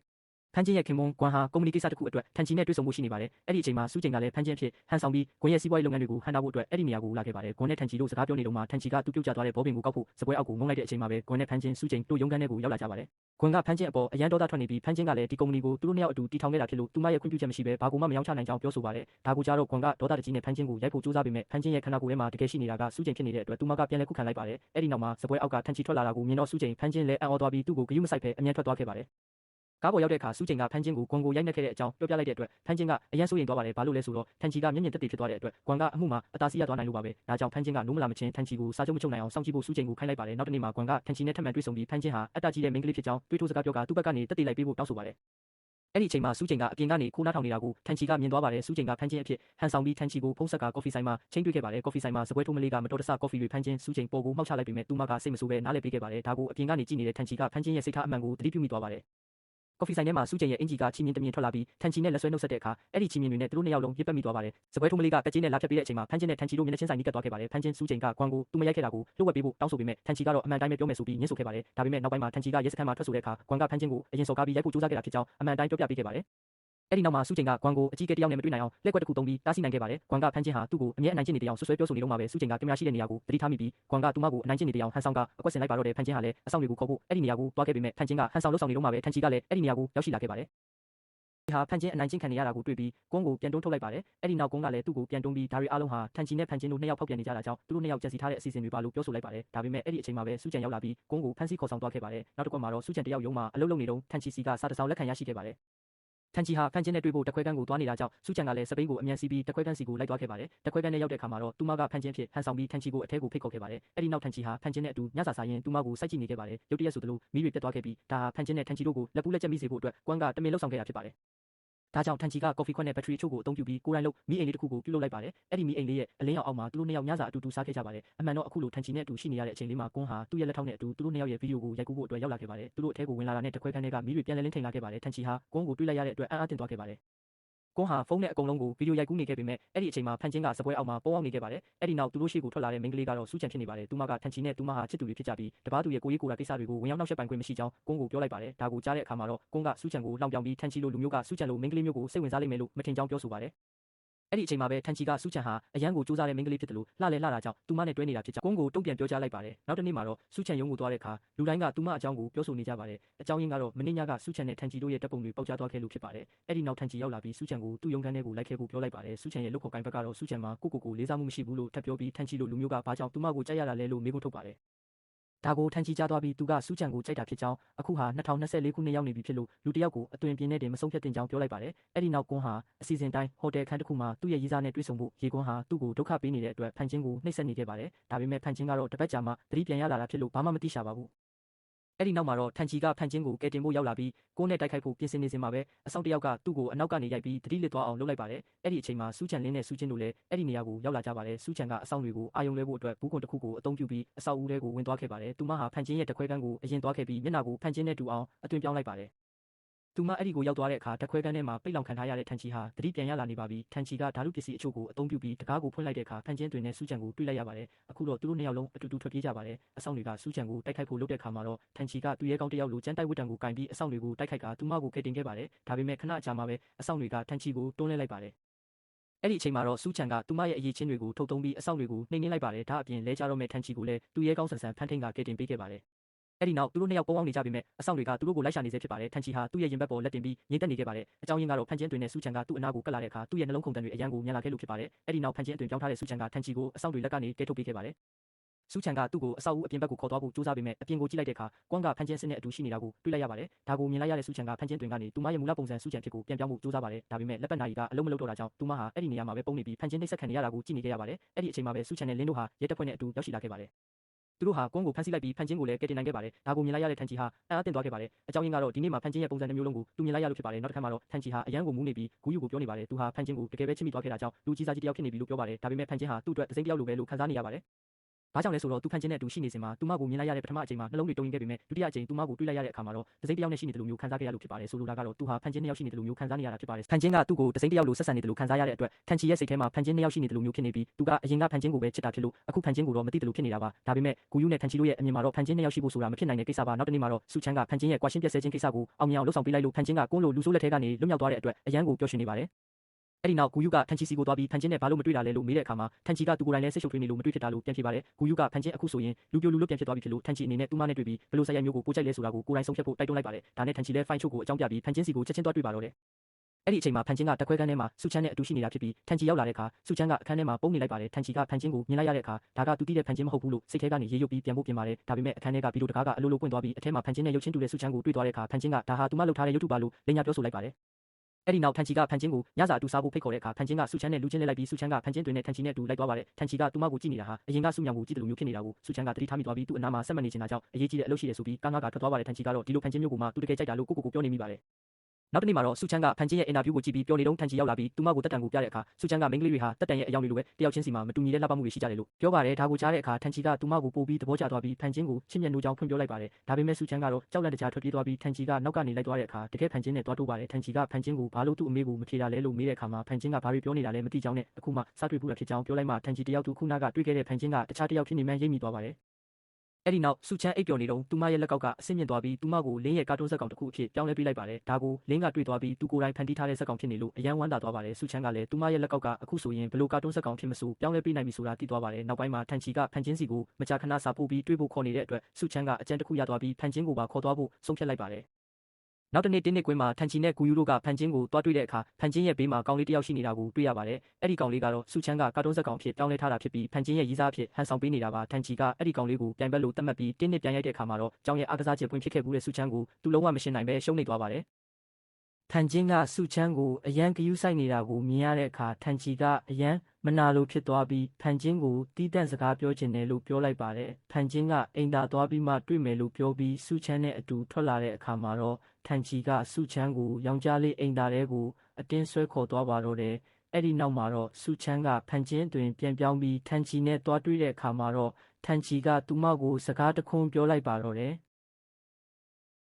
ရှုချန်ဟာဖမ်းကျင်ဖြစ်တဲ့ထန်ရှီကိုတွားရောက်တွေ့ဆုံတဲ့အခါထန်ရှီကသူ့ရဲ့နှလုံးခုန်လုံးတွေညံလာတာကြောင့်အခုသူရှိနေတာဟာဖမ်းကျင်အစစ်နဲ့ဖြစ်ကြောင်းပြောခဲ့ပါတယ်။ထို့ပြင်ထန်ရှီကဖမ်းကျင်မှာစိတ်ကိုယ်ရည်ကိုယ်သွေးနှမျိုးကွဲပြားနေတဲ့ယောဂရှိနေကြောင်းသိရှိသွားပြီးသူမကိုပြန်လည်ကောင်းမွန်လာအောင်ကူညီပေးခြင်းကြောင့်ပြောဆိုခဲ့ပါတယ်။ညဘက်မှာရှုချန်ဟာရှီလီလင်းနဲ့ဖမ်းကျင်တို့နဲ့အတူညစာစားရင်းထန်ရှီဟာလူအမျိုးမျိုးကိုခဏချင်းချစ်မိတတ်တဲ့လူရှုပ်တယောက်လိုဖြစ်နေတာကြောင့်အရန်စိုးရိမ်နေမိပါတယ်။ဒါပေမဲ့တစ်ဖက်မှာလည်းထန်ရှီဟာဖမ်းကျင်နေမကောင်းဖြစ်နေချိန်မှာတော့သူမကိုကူညီပေးချင်တာကြောင့်သူမအပေါ်တစ္ဆာရှိနေပြန်ပါတယ်။ဒါကြောင့်ထန်ရှီရဲ့စိတ်ထဲမှာဘာတွေဖြစ်နေလဲဆိုတာအားလုံးကဝေခွဲမရဖြစ်နေကြပါတယ်။ထို့နောက်လင်းကရှုချန်ကိုအကြံတစ်ခုပေးခဲ့ပြီးဖမ်းကျင်ရဲ့ခက်ထန်တဲ့ကိုယ်ရည်ကိုယ်သွေးကိုဖယ်ရှားပစ်ဖို့ပြောခဲ့ပါတယ်။နောက်တစ်နေ့မှာတော့ရှုချန်ကဖမ်းကျင်ဖြစ်တဲ့ထန်ရှီကိုတွားရောက်တွေ့ဆုံပြီးသူမဟာအချိန်တော်ကြာနိုင်ချင်းခံခဲ့ရတာကြောင့်ကိုကိုကာကွယ်ဖို့အတွက်အခုလိုခက်ထန်တဲ့ကိုယ်ရည်ကိုယ်သွေးကိုဖန်တီးခဲ့ရတာဖြစ်ကြောင်းအခုတော့သူမအနေနဲ့ကိုဘယ်လိုကာကွယ်ရမလဲဆိုတာတင်ယူပြီးသွားပြီဖြစ်တယ်လို့ကိုနဲ့လည်းကွာရှင်းပြက်ဆဲပြီးဖြစ်ကြောင်းပြောပြခဲ့ပါတယ်ဒါဟာနောက်ဆုံးအကြိမ်တွေ့ဆုံခြင်းဖြစ်ပြီးသူမအနေနဲ့ကုသမှုတွေစတင်ခံယူတော့မယ်လို့ပြောတဲ့အခါထန်ရှီဟာအယံဝမ်းနဲ့သွားခဲ့ပါတယ်ထန်ရှီကသူမကိုမခွဲခွာခင်နောက်ဆုံးအကြိမ်ဖြစ်တက်တက်လေးကားကိုလိုက်ပြခဲ့ပါတယ်ထိုနေရာမှာထန်ရှီကသူ့ရဲ့ခံစားချက်တွေဟာကိုကာကွယ်ဖို့တင်မဟုတ်ပဲဖမ်းကျင်ကသူ့ကိုလူဆိုးတွေလက်ကနေကယ်တင်ပေးခဲ့စဉ်ကတည်းကသူမအပေါ်ခံစားချက်တွေရှိနေကြတာဖြစ်ကြောင်းပြောပြခဲ့ပါတယ်တက်တက်လေးကားကိုမြင်လိုက်ရတဲ့အခါရှုချန်ဟာအယံကိုစိတ်လှုပ်ရှားသွားပြီးထန်ရှီကိုတယောက်တည်းမထားခဲ့ချင်တော့ပါဘူးသူတို့နှစ်ယောက်ဖတ်ထားရင်းငိုခဲ့ကြပေမဲ့အတူတူအမြဲရှိမနေနိုင်တာကြောင့်ထန်ရှီကသူမကိုအပြုံးနဲ့ပဲလွှတ်ပေးလိုက်ပါတယ်ထို့နောက်ထန်ရှီဟာအိမ်ပြန်လမ်းမှာဖမ်းကျင်ကြောင်းပဲတွေးနေမိပြီးရုတ်တရက်လမ်းလေခေါင်မှာသူ့မျက်စိထဲကဘာကြီးတစ်ခုလုံးဟာအယောင်သွေးမရှိတော့ပဲအဖြူမဲတွေလိုပဲမြင်တွေ့လာရပါတယ်ထို့အချိန်မှာကားတစ်စီးကသူ့စီကိုဥတီလာနေတာကိုမမြင်ပဲဖြစ်နေစဉ်မှာရှုချန်ကသူ့ကိုလမ်းဘေးကိုဆွဲထုတ်ပြီးကယ်တင်ပေးခဲ့ပါတယ်ရှုချန်ကသူ့ကိုတက်သေးဖို့စူးစမ်းလာလားဆိုပြီးစူပူချင်းမောင်းနေပေမဲ့ထန်ရှီကတော့အယောင်သွေးမဲ့နေတဲ့ကဘာကြီးထဲမှာရှုချန်တယောက်ထဲသာအယောင်သွေးနဲ့လှပစွာပေါ်လွင်နေတာကိုအံ့ဩစွာကြည့်နေမိပါတယ်သူကရှုချန်ကိုအမှန်တိုင်းမပြောဘဲမီးပွိုင်ကိုတေချာမမြင်လိုက်လို့ပါဆိုပြီးလိမ်ပြောခဲ့ပါတယ်မိုးရွာလာတဲ့အခါရှုချန်ကသူ့ကိုအိမ်ထိလိုက်ပို့ပေးခဲ့ပြီးလမ်းမှာထန်ရှီဟာမတော်တဆရေမြောင်းနေကြတော့မဲ့အခြေအနေကနေရှုချန်ကထပ်မံကယ်တင်ပေးခဲ့ပါတယ်ရှုချန်ကတခုခုကိုထိတွေ့လိုက်တိုင်းထိုးရတွေဟာအယောင်သွေးတွေပြန်လဲဆူပြေလာတာကိုထန်ရှီသတိထားမိသွားပါတယ်အိမ်ရောက်တဲ့အခါရှုချန်ရဲ့အဝတ်စားတွေဆိုးရွှဲနေတာကြောင့်ထန်ရှီကအဝတ်စားလဲခိုင်းပြီးအတူတူညစာစားခဲ့ကြပါတယ်ထိုအခါမှာလည်းရှုချန်စားတောက်နေတာကိုကြည့်ပြီးထန်ရှီကလိုက်လံစားတောက်ခဲ့ပါတယ်အိမ်သားထဲရောက်တဲ့အခါရှုချန်ဟာသူမရဲ့ယာတီသွေးဆင်းနေတာကိုသိလိုက်ရပြီးထန်ရှီရဲ့အဝတ်စားတွေမှာလည်းပေးကျန်သွားတာကြောင့်လင်းကိုဖုံးဆက်ပြီးလာကြိုခိုင်းခဲ့ပါတယ်လင်းကရှုချန်ကိုထန်ရှီနဲ့ဝေးနေဖို့ပြောခဲ့ပေမဲ့ရှုချန်ကတော့ထန်ရှီရဲ့မျက်စိမှာတခုခုဖြစ်နေပြီလို့ထင်နေမိပါတယ်တစ်ဖက်မှာလည်းထန်ရှီကဂူယူကိုသူ့မျက်စိထဲမှာရှုချန်တယောက်တည်းကိုသာအယောင်သွေးနဲ့မြင်နေရကြောင်းပြောပြခဲ့ပါတယ်နောက်တစ်နေ့မှာထန်ရှီဆေးရုံသွားပြတဲ့အခါဆရာဝန်ကသူ့မျက်စိတွေဟာပုံမှန်ပဲဖြစ်ကြောင်းနဲ့ဒါဟာရှုချန်နဲ့ထန်ရှီကြားမှာတစုံတရာပတ်သက်မှုရှိနေတာကြောင့်စိတ်ကသူ့မျက်စိကိုပဲရောက်နေတာဖြစ်နိုင်ကြောင်းပြောကြားခဲ့ပါတယ်ဒါကြောင့်ထန်ရှီရဲ့မျက်စိရောဂါပျောက်ကင်းဖို့ဆိုရင်ရှုချန်နဲ့အနီးကပ်ရှိနေဖို့လိုအပ်ကြောင်းဂူယူကအကြံပေးခဲ့ပါတယ်အဲ့ဒီနောက်ထန်ချီကသူ့ရဲ့တငယ်ချင်းကူယူကိုအခြေအနေအလုံးပြောပြရမှာကူယူကလည်းရှူချန်နဲ့နီးနီးကပ်ကပ်နေဖို့တိုက်တွန်းခဲ့ပါတယ်။လမ်းလျှောက်နေရင်ထန်ချီကရွှမ်းကိုမြင်လိုက်တဲ့အခါမှာလည်းထူးဆန်းစွာနဲ့အယောင်သွေးစုံလင်စွာမြင်တွေ့ခဲ့ရပါတယ်။ဒါကိုကူယူကိုပြန်ပြောပြတဲ့အခါကူယူကလည်းရှူချန်ကလွဲလို့တခြားသူကိုအယောင်နဲ့မမြင်ရဘူးလားကြောင့်အံ့ဩသွားပြီးနှစ်ယောက်သားရှူချန်နဲ့ရွှမ်းကိုတွားရောက်စုံစမ်းမှုဆုံးဖြတ်ခဲ့ကြပါတယ်။နောက်တစ်နေ့မှာထန်ချီကရှူချန်ကိုလူအများကြားထဲမှာအယောင်သွေးစုံလင်စွာနဲ့ထပ်မံမြင်တွေ့ခဲ့ရပြီးသူမရဲ့ခြေလမ်းတွေကပါအယောင်ပြောင်းလဲသွားတာကိုသတိထားမိခဲ့ပါတယ်။ထန်ချီကရှူချန်နောက်ကိုဘတ်စကားဘော်ထိလိုက်သွားခဲ့ရမှာလူတိုးတာကြောင့်သူမနဲ့ထိမိသွားပြီးအရာအလုံးကိုအယောင်တွေနဲ့မြင်လိုက်ရပေမဲ့ပြန်ခွာလိုက်တဲ့အခါမှာတော့အဖြူအမြဲပဲပြန်မြင်ရတာကြောင့်တစ်ခါတလေလဲစက်တက်ကြီးရာကနေရှူချန်ရဲ့စိတ်ဆိုးပြီးရိုက်နှက်တာကိုခံခဲ့ရပါတယ်။အဲ့ဒီနောက်ရှူချန်ကထန်ချီရဲ့ဒဏ်ရာကိုဆေးထည့်ပေးပြီးကော်ဖီတိုက်ရင်စကားပြောဖြစ်ကြရမှာထန်ချီကရှူချန်ကိုကြည့်ပြီးသူ့ရဲ့ချစ်သူဟောင်းဖန်ချန်နဲ့ဆင်တူတယ်လို့ပြောခဲ့ပါတယ်။နောက်တစ်နေ့ပွဲတော်ကျင်းပမယ့်နေရာမှာရှူချန်ကထန်ချီမျက်စိမမြင်ရတာကိုအဆင်ပြေအောင်လို့အဝတ်စားတွေမှာအယောင်နာမည်တွေကိုစာကပ်ပေးပြီးကူညီပေးခဲ့ပါတယ်။ဒါပေမဲ့ဝါတိုင်းဖွဲ့ရဲ့အမှုဆောင်ရာရှိချုပ်ရောက်လာပြီးထန်ချီကိုအဝတ်စားနဲ့လိုက်ဖက်မဲ့မိတ်ကပ်အယောင်ကိုမြင်းမြန်းဆန်းတက်တဲ့အခါမှာတော့ထန်ချီကအယောင်တွေကိုမခွဲခြားနိုင်တာကြောင့်အားလုံးကသူ့ရဲ့မျက်စိအခြေအနေကိုတန်တရားဝင်သွားကြပါတော့တယ်။တရားရှိချုပ်ရဲ့ခင်မုန်းကလည်းအကယ်၍ထန်ချီကမိတ်ကပ်ပစ္စည်းတွေရဲ့အယောင်ကိုအခုချက်ချင်းမဆန်းတက်နိုင်ဘူးဆိုရင်သူဟာအယောင်ကန်းနေတာအတီးဖြစ်သွားပြီးကုမ္ပဏီနဲ့မတင်တော်တော့ဘူးလို့ကြေညာလိုက်ပါတယ်။ဒါကိုကြားတော့ထန်ချီကအရန်ဆိုးရင်သွားပြီးမဲ့လူအုပ်ထဲကနေစုချမ်းရဲ့အတန်ထွက်ပေါ်လာပါတယ်။သူမဟာထန်ချီရဲ့အထူးမိတ်ကပ်ဘူးကိုယူဆောင်လာတာဖြစ်ပါတယ်။သူမကိုမြင်လိုက်ရတဲ့အခါမှာတော့ထန်ချီကအရာအလုံးကိုပြန်လဲရောင်စုံမြင်တွေ့လာရလို့အရန်ပျော်သွားပါတယ်။အဲ့ဒီနောက်သူဟာလူအများရှိမှတင်စုချမ်းကိုမိတ်ကပ်လိမ်ပေးပြီးအယောင်တစ်ခုချင်းစီအကြောင်းကိုအသေးစိတ်ရှင်းပြခဲ့ပါတယ်။ဒါကြောင့်လူတိုင်းကသူ့ကိုအထင်ကြီးသွားကြပြီးထန်ချီရဲ့ယောဂကိုလူသိအောင်လုပ်ဖို့အရာရှိချုပ်ရဲ့အစီအစဉ်လည်းပျက်စီးသွားပါတယ်။ထန်ချီကစုချမ်းကိုကြည့်ပြီးမင်းကအရန်လာတာပဲလို့ချီးကျူးလိုက်တဲ့အခါသူမကအံ့ဩပြီးရှက်သွားပါတယ်။ ပွဲတော်မှာသူတို့နှစ်ဦးလမ်းလျှောက်နေရင်ထန်ချီကသူ့ရဲ့ယောဂအကြောင်းနဲ့သူဟာရွှန်နဲ့စုချမ်းကိုပဲအယောင်ဆုံးမြင်နိုင်ကြောင်းဖွင့်ပြောလိုက်ပါတယ်။ဒါကိုကြတော့စုချမ်းကထန်ချီတယောက်ရွှန်ကိုတန်တရားဝင်သွားမှစိုးရိမ်ပြီးစိတ်ပူသွားပါတယ်။အဲ့ဒီနောက်မှာတော့ထန်ချီရဲ့ယောဂဟာစုချမ်းရဲ့ထိတွေ့မှုနဲ့လည်းတက်တာနိုင်တယ်ဆိုတာကိုသူမသတိထားမိသွားပါတယ်။ဒါကြောင့်သူမကထန်ချီရဲ့လက်ကိုကင်ပြီးဘေးကိုခေါ်သွားကဖတ်လိုက်ပါတယ်။သူမဖယ်လိုက်တဲ့အခါမှာတော့ထန်ချီကအရာအလုံးကိုပြန်လဲအယောင်မဲ့အဖြူမဲ့မြင်တွေ့ရပြန်ပါတယ်။ဒါကြောင့်သူမကထန်ချီနဲ့ပိုနီးကလေးသူပိုပြီးတက်တာလေးဖြစ်မယ်ဆိုတာနားလည်သွားပြီးသူ့ကိုရုတ်တရက်ဖက်ကနမ်းလိုက်ပါတယ်။ဒါကိုထန်ချီကအံ့ဩသွားပေမဲ့တေချာကြည့်လိုက်တဲ့အခါမှာတော့သူ့မျက်စိတွေလုံးဝတက်တာသွားပြီးအရာအလုံးကိုရှင်းရှင်းလင်းလင်းမြင်နိုင်ပြီလို့ပြောလိုက်ပါတယ်။အဲ့ဒီနောက်မှာတော့ရှိုးပွဲစတင်ခဲ့ပြီးစုချမ်းဟာစုချမ်းအဖြစ်ရောရွှန်ဖြစ်ပါတပြိုင်နက်တည်းရှိနေနိုင်ဖို့အတွက်အရန်စူးစမ်းခဲ့ရပါတယ်။သူမကရွှန်ရဲ့အပိုင်းကိုကြိုတင်ရိုက်ကူးထားတဲ့ဗီဒီယိုနဲ့အစားထိုးပြီးနောက်ွယ်ကနေအရာအလုံးကိုစီစဉ်ခဲ့ပါတယ်။ဒါပေမဲ့ရွှန်စင်ပေါ်တက်လာချိန်မှာစုချမ်းကပျောက်ကွယ်သွားတာကိုထန်ချီကသတိထားမိသွားပြီးကုယူကိုဖုံးဆက်ကအတီးပြုခိုင်းပါတယ်။ရှိုးပွဲပြီးတဲ့နောက်လူတိုင်းကအရန်ကြိုက်နေတဲ့ကြလို့ထန်ချီတို့အဖွဲ့ပျော်ရွှင်နေကြပါတယ်။ထန်ချီကကုယူကိုစုချမ်းနဲ့ရွှန်တို့နှစ်ယောက်ကိုတနေရာထဲမှာအတူတူမြင်ဘူးတလားလို့မေးတဲ့အခါကုယူကလည်းစဉ်းစားစရာဖြစ်သွားပါတယ်။ကုယူကစင်နောက်ကိုသွားပြီးရွှန်ကိုရှာတဲ့အခါစုချမ်းကသူ့ဟိုတယ်ကိုသွားပြီးအိပ်ပျော်နေပြီလို့လိန်ပြောလိုက်ပါတယ်။အမှန်တော့သူကထန်ချီစီဖုံးဆက်ပြီးရွှန်စင်နောက်မှာမရှိကြောင်းသတင်းပို့လိုက်ပါတယ်။ထန်ချီကဟိုတယ်ကိုအရင်ရောက်နေပြီးအဲ့ဒီမှာလည်းရွှန်ကိုမတွေ့ရပါဘူး။တစ်ဖက်မှာလည်းလင်းကစုချမ်းကိုဖုံးဆက်ပြီးအခြေအနေတွေကိုပြောပြလိုက်တဲ့အတွက်ဒါဟာထန်ချီရဲ့အကွက်စင်မှုဆိုတာသူမသိသွားပါတယ်။ဒါကြောင့်သူမကဟိုတယ်ကိုအမြန်သွားပြီးမဲ့လမ်းမှာထန်ချီနဲ့တိုးပြီးရွှန်ပဲမှာလဲလို့အမေးခံရပါတယ်။ထန်ချီကသူ့ရဲ့တန်တရားဖြစ်တဲ့စုချမ်းနဲ့ရွှန်တို့ဟာခန္ဓာကိုယ်တစ်ခုတည်းကိုမျှဝေသုံးစွဲနေတာလားဆိုတာကိုပြောပြလိုက်ပါတယ်။စုချမ်းကတော့ဒါဟာသူ့ရဲ့စိတ်ပိုင်းဆိုင်ရာပြဿနာသာဖြစ်တယ်လို့ညှင်းဆိုခဲ့ပါတယ်။ဒါပေမဲ့ထန်ချီကမယုံပဲအကယ်၍ပြဿနာမရှိဘူးဆိုရင်သူတို့နှစ်ယောက်လုံးကိုတပြိုင်နက်တည်းတွေ့ချင်တယ်လို့ပြောပါတယ်။ဒါနဲ့စုချမ်းကသူ့ကိုဟိုတယ်ကိုခေါ်သွားပြီးဒုတိယထပ်မှာရှိတဲ့ရွှန်ကိုလှမ်းခေါ်ခိုင်းပါတယ်။အဲ့ဒီခါမှာတော့ရွှန်တကယ်တော့စက်ရုပ်သို့မဟုတ်အစီအစဉ်တစ်ခုခုကိုတွေ့လိုက်ရပြီးသူမလည်းအဲ့ဒီမှာရှိနေတဲ့အတွက်ထန်ချီအံ့ဩသွားပါတယ်။အဲ့ဒီနောက်စုချမ်းကအရန်ပြင်ပန်းသွားလို့တတိလစ်သွားတဲ့အတွက်ထန်ချီကသူမကိုအခန်းထဲပွေ့ချီသွားပါတယ်။ဒါပေမဲ့နောက်ပိုင်းမှာတော့စုချမ်းကလင်းရဲ့အခန်းကိုရောက်နေပြီးသူမရဲ့လှုပ်ဝက်ချက်ကိုဖုံးကွယ်နိုင်ခဲ့လို့ပြောနေပါတယ်။ဒါပေမဲ့သူမကစုချမ်းအဖြစ်ပြန်ပြောင်းဖို့စူးစမ်းချိန်မှာသူမရဲ့လက်ပတ်ကအဆင့်မြင့်တင်နေတဲ့အတွက်ပြောင်းလို့မရပဲဖြစ်နေပါတယ်။အိမ်ပြန်လမ်းမှာထန်ချီကရွှန်ရဲ့ကားကိုတားပြီးလိုက်ပါလာခဲ့ပါတယ်။လင်းကစိုးရိမ်ပြီးဖုံးဆက်တဲ့အခါရွှန်ကထန်ချီနဲ့တူရှိနေကြောင်းနဲ့စိုးရိမ်စရာမရှိကြောင်းပြန်ပြောပြလိုက်ပါတယ်။ထန်ချီဟာရွှန်ရဲ့အစာသူ့ဘာသာသူကားမောင်းနေစဉ်မှာမိုးချိုးပစ်လိုက်တဲ့အတွက်စုချမ်းရဲ့မျက်နှာဟာရုတ်တရက်ပြောင်းလဲသွားတာကိုတွေ့လိုက်ရပါတယ်။ထန်ချီကလန့်သွားပြီးကားကိုရက်ကရွှန်ကိုမင်းရဲ့မျက်နှာကဘာလို့ပြောင်းလဲသွားတာလဲလို့မေးမြန်းခဲ့ပါတယ်။ရွှန်ဟာလည်းကြောက်တယ်လို့ဟန်ဆောင်ပြီးသူ့ရဲ့မျက်နှာဟာဂူယူရဲ့မျက်နှာအဖြစ်ပြောင်းလဲသွားတယ်လို့လိန်ညာပြောဆိုခဲ့ပါတယ်။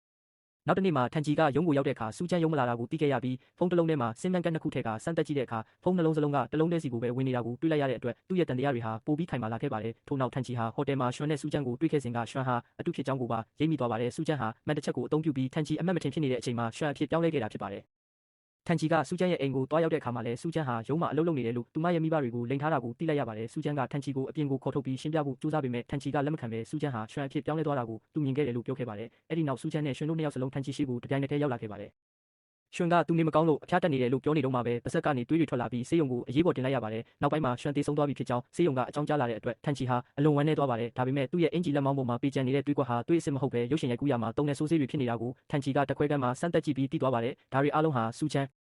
းလင်းနဲ့ရွှန်တို့ပူပေါင်းပြီးထန်ချီကိုလိန်ညာထားတဲ့အစီအစဉ်တွေဖြစ်ပါတယ်။ထန်ချီကစုချမ်းကိုရွှန်ရဲ့ဇာပနာအကြောင်းနဲ့ရွှန်ရဲ့အဖွားအကြောင်းကိုမေးမြန်းတဲ့အခါစုချမ်းကမရှိတဲ့လိပ်စာတစ်ခုကိုပေးလိုက်ပါတယ်။ထန်ချီကအဲ့ဒီလိပ်စာအတိုင်းတွားကြည့်တဲ့အခါမှာတော့ရွှန်ရဲ့အဖွားအဖြစ်ဟန်ဆောင်ထားတဲ့စုချမ်းနဲ့တွေ့ဆုံခဲ့ပါတယ်။ဂူယူကတော့အပြင်မှာရှိတဲ့အမျိုးသမီးတစ်ယောက်စီကနေအဲ့ဒီအိမ်ဟာရွှန်ရဲ့အိမ်မဟုတ်ပဲစုချမ်းရဲ့အဖွားအိမ်ဖြစ်ကြောင်းသိရှိသွားခဲ့ပါတယ်။စုချမ်းဟာသူမကိုသူမအဖွားကိုတယောက်ဖြစ်ပြောင်းလဲပြီးထန်ချီကိုတွေ့ဆုံခဲ့တာပဲဖြစ်ပါတယ်။ထန်ချီဟာစုချမ်းရဲ့အဖွားအိမ်ကိုရောက်နေကြောင်းစုချမ်းစီစာပို့လိုက်ပါတယ်။ဒါကြောင့်စုချမ်းကအဖွားကိုစမ်းသပ်ဖို့အတွက်အဖွားကိုသူပဲပြုစုစောင့်ရှောက်မှာဖြစ်ပြီးအပတ်တိုင်းလာတွေ့မယ်လို့ပြောလိုက်ပါတယ်။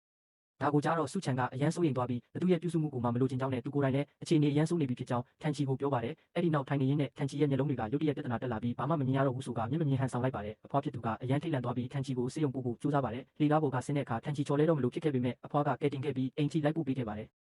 အမှန်တကယ်တော့ထန်ချီဟာမျက်မမြင်ဖြစ်သွားတာမဟုတ်ပဲအဖွားရဲ့တကယ်မျက်နှာအစစ်မှန်ကိုသိကျင်လို့ဟန်ဆောင်နေတာဖြစ်ပါတယ်။နောက်ပိုင်းမှာစုချန်ကထန်ချီစီဖုန်းဆက်တဲ့အခါသူမျက်မမြင်ဖြစ်သွားပြီလို့ထပ်ပြီးလိန်ညာပြောဆိုပါတယ်။စုချန်ကလည်းသူ့ကိုကူညီပေးမယ်လို့ကတိပေးလိုက်ပါတယ်။နောက်တနေ့ရုံးမှာထန်ချီခွင့်ရှိယူထားတာကိုစုချန်သိသွားပြီးအားလုံးကစိတ်ပူနေကြပါတယ်။အဲ့ဒီအချိန်မှာထန်ချီကစုချန်စီဖုန်းဆက်ပြီးသူစိတ်ကျန်းမာရေးဆရာဝန်နဲ့ပြသခဲ့ကြောင်းရှောက်ဝမ်မတော်တဆဖြစ်တုန်းကစုချန်ရှိနေခဲ့တာကြောင့်စုချန်နဲ့အချိန်ပိုကုန်ဆုံးမှုဆရာဝန်ကအကြံပေးကြောင်းပြောပါတယ်ဒါအပြင်အဖွားရှိမှသူမျက်မမြင်ဖြစ်နေတာကြောင့်အဖွားကိုပါတခါတည်းဂရုစိုက်ပေးဖို့တောင်းဆိုပါတယ်စုချန်ကသဘောတူပြီးအဖွားကိုထန်ချီအိမ်ကိုခေါ်လာပါတယ်ဒါပေမဲ့ဒါတွေအားလုံးဟာထန်ချီကြိုတင်စီစဉ်ထားတဲ့အစီအစဉ်တွေဖြစ်ပါတယ်လင်းရဲ့အကူအညီနဲ့စုချန်ကအဖွားကိုထန်ချီအိမ်ကိုခေါ်လာတဲ့အခါထန်ချီကမျက်မှန်မဲတက်ပြီးမျက်မမြင်ဟန်ဆောင်ကြိုဆိုပါတ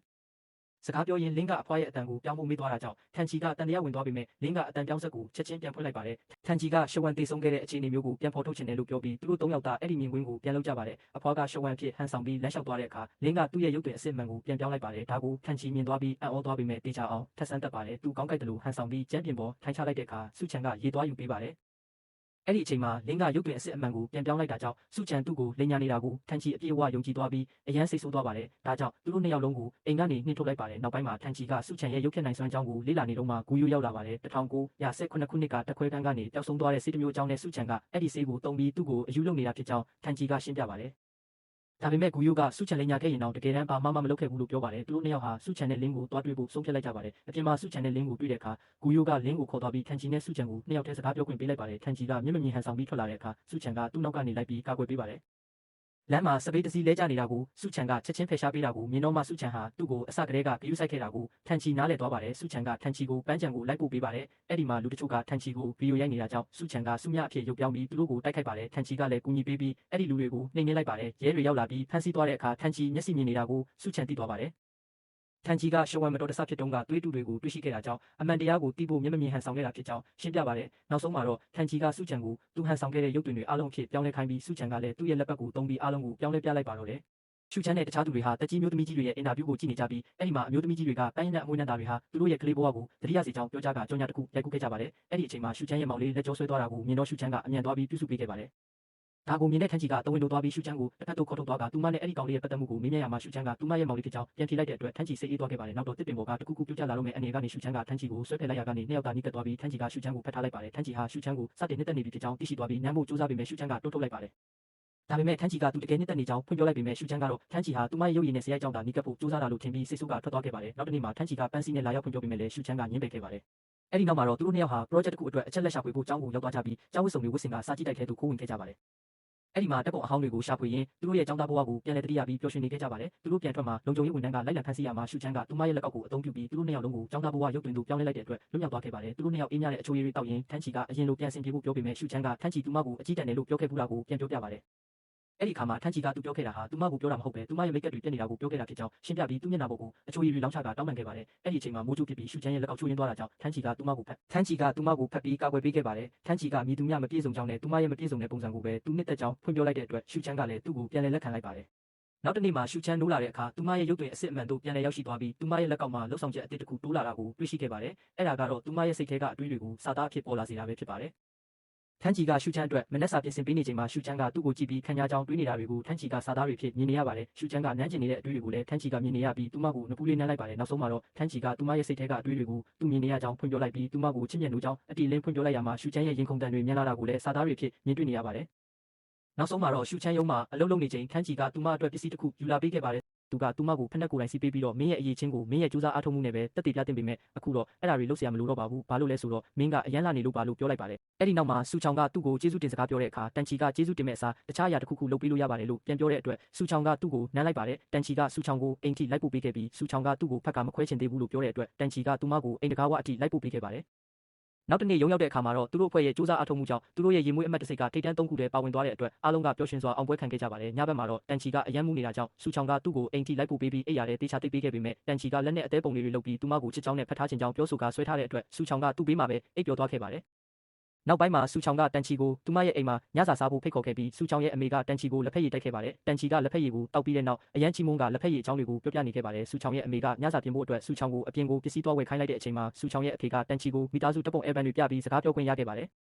စူချောင်ရဲ့အဖေကဒါဟာစူချောင်အတွက်ပထမဆုံးအခြေအရဖြစ်တာကြောင့်သူမကိုဘယ်သူမှအနာကျင်မခံနိုင်ဘူးလို့ပြောတဲ့အခါတန်ချီကလည်းဒါဟာသူ့အတွက်ပထမဆုံးအခြေအရဖြစ်ပြီးသူမကိုတေချာဂရုစိုက်ပါမယ်လို့ကတိပေးခဲ့တဲ့အတွက်စူချောင်ရဲ့အဖေကသူ့ကိုသဘောကျသွားပါတယ်စူချောင်ကပစ္စည်းတွေဝယ်ပြီးအိမ်အပြန်တက်လေကားထဲမှာအမျိုးသမီးကြီးတစ်ယောက်နဲ့တွေ့ခဲ့ပြီးအဲ့ဒီအမျိုးသမီးကစူချောင်ကိုမြင်ပြီးလမ်းဖြတ်ကားထွက်ပြေးသွားခဲ့ပါတယ်။သူမကိုသူမမမြင်ရတော့ပဲပျောက်ကွယ်နေတာကိုသိလိုက်ရလို့အယမ်းလန့်သွားပြီးတန်ချီစီဖုန်းဆက်ခဲ့ပေမဲ့သူမရဲ့အတန်ကိုလည်းတန်ချီကမကြားရပါဘူး။ဒါကြောင့်သူမကစာပို့ပြီးအပြင်မှာတွေ့ဖို့ချိန်လိုက်ပါတယ်။တန်ချီကအပြင်ထွက်လာတဲ့အခါစူချောင်ရဲ့ဖုန်းကိုပဲတွေ့ရပြီးသူမကိုမတွေ့ရတဲ့အတွက်သူမတစ်ခုခုဖြစ်နေပြီဆိုတာသိလိုက်ပြီးလိုက်ရှာရာကနေစူချောင်ကသူ့လက်ကိုလာကင်လိုက်ပါတယ်တန်ချီကသူမကိုဖတ်ထားပြီးလက်ကောက်ကချိုးရင်းချက်ဖြစ်နေပြန်ပြီဆိုတာနားလည်သွားခဲ့ပါတယ်သူတို့နှစ်ယောက်စာတွေနဲ့ပဲစကားပြောနေတုန်းစူချောင်ရဲ့အဖေရောက်လာတဲ့အတွက်တန်ချီကစူချောင်ကအလုပ်ကိစ္စနဲ့အရေးပေါ်ခီးသွားလိုက်ရတယ်လို့လိန်ပြောလိုက်ပါတယ်အဲ့ဒီနောက်မှာသူတို့နှစ်ယောက်လုံးလက်ကောက်ကိုဘယ်လိုဖြုတ်ရမလဲဆိုတာနီးလန့်ရှာခဲ့ကြပြီးတန်ချီကလက်ကောက်အကြောင်းသိနိုင်မဲ့အမျိုးသမီးကြီးရဲ့တပ်ပုံကိုရှာတွေ့ခဲ့ပါတယ်နောက်တစ်နေ့မှာတော့တန်ချီကရဲစခန်းမှာစုံစမ်းကြည့်တဲ့အခါအဲ့ဒီအမျိုးသမီးကြီးကလွန်ခဲ့တဲ့နှစ်ကတည်းကတည်ဆုံသွားပြီဆိုတာကိုသိလိုက်ရတဲ့အတွက်သူတို့နှစ်ယောက်လုံးအယမ်းအံ့ဩသွားခဲ့ပါတယ်စူချောင်ကလက်ကောက်ကိုနီးမျိုးစုံနဲ့ဖြုတ်ဖို့ကြိုးစားပေမဲ့မရတဲ့အပြင်လက်မှာဒဏ်ရာတောင်ရသွားခဲ့ပါတယ်နောက်တစ်နေ့မှာတော့စူချောင်ရဲ့လုတ်ခေါ်ကိုင်ဖက်တွေအိမ်ကိုရောက်လာတဲ့အတွက်သူမခီးမသွားပဲလိန်ထားမှန်းမိဘတွေတိသွားခဲ့ပါတယ်တစ်ချိန်တည်းမှာပဲစူချောင်ကသူမရဲ့အမစီကနေအဖေကရေချိုးကန်းထဲမှာချော်လဲပြီးဒဏ်ရာပြင်းထန်ရသွားတယ်ဆိုတဲ့သတင်းကိုရခဲ့ပါတယ်စူချောင်ကတန်ချီနဲ့အတူအိမ်ကိုအမြန်ပြန်လာခဲ့ပြီးသူမရဲ့အမဖြစ်သူကိုတွေ့တဲ့အခါစူချောင်ကသူမရဲ့လက်ကိုကင်ပြီးသူမဒီမှာရှိနေကြောင်းကိုသိအောင်လုပ်ပေးလိုက်ပါတ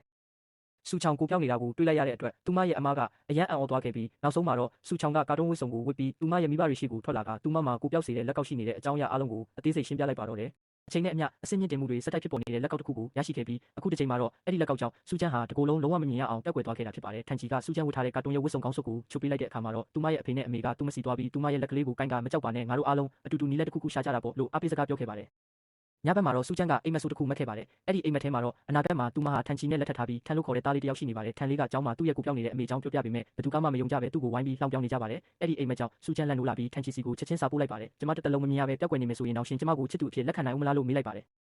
ဒါကိုတိလိုက်ရတဲ့ထန်ချီကသူမကိုတွေ့ဖို့ခေါ်လိုက်ပြီးဒီနေ့မင်းအတွက်အံ့ဩစရာတစ်ခုပေးချင်တယ်လို့ပြောခဲ့ပါတယ်စူးချမ်းပြင်ဆင်ပြီးတဲ့အခါမှာတော့ထန်ချီကသူမကိုနေရာတစ်ခုကိုခေါ်သွားပါတယ်အဲ့ဒီနေရာကိုမြင်လိုက်ရတဲ့အခါမှာစူးချမ်းရမ်းအံ့ဩသွားပါတယ်ထန်ချီကသူမကိုလက်ဆောင်တစ်ခုပေးခဲ့ပါတယ်အဲ့ဒါကတော့ချစ်ချင်းမြတ်တာရဲ့အထိမ်းအမှတ်ဖြစ်တဲ့ဖန်ဆက်ကလေးတစ်ဆက်ဖြစ်ပြီးထန်ချီကစူးချမ်းအတွက်အထူးပြုလုပ်ပေးထားတာပါထန်ချီကအဲ့ဒီဖန်ဆက်ကလေးကိုဘယ်လိုအသုံးပြုရမလဲဆိုတာကိုလည်းသင်ပေးခဲ့ပါတယ်ဒီအရာကိုဘယ်လောက်ပဲစူးစမ်းပြီးဖြည့်ဆည်းပါစေပြတ်မှာမဟုတ်ဘူးဒါပေမဲ့သူ့ရဲ့အားနည်းဆုံးအစိပ်ပိုင်းဖြစ်တဲ့အမီပိုင်းလေးကိုအနှဲငယ်လောက်ပဲစိတ်လိုက်မယ်ဆိုရင်တော့တစ်ခုလုံးကြီးမွားသွားမှာဖြစ်ပြီးအလင်းရောင်ကျရောက်တဲ့အခါမှာတော့အရန်ကိုလှပစွာတောက်ကပါလို့ရှင်းပြခဲ့ပါတယ်ဒါကိုမြင်ရတဲ့စူးချမ်းဟာအရန်ကိုပျော်ရွှင်သွားပါတယ်